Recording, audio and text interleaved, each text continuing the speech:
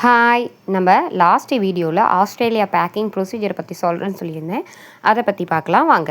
நார்மலாக நம்ம ஒரு கொரியர்னால் என்ன பண்ணுவோம், நம்ம என்ன மெட்டீரியல்ஸ்லாம் வைக்கணுமோ வச்சு பேக் பண்ணி அட்ரஸ் எழுதுவோம், நம்ம கொரியர் வச்சுருவோம், அவங்க சென்ட் பண்ணிடுவாங்க. ஆனால் இந்தியா தவிர அதர் கண்ட்ரீஸ்க்கு நம்ம கொரியர் வைக்கும்போது நம்ம ஃபுல் பேக்கிங் பண்ணக்கூடாது. என்னென்ன மெட்டீரியல் வேணுமோ அதையெல்லாம் நம்ம எடுத்துகிட்டு போயிருந்துங்க.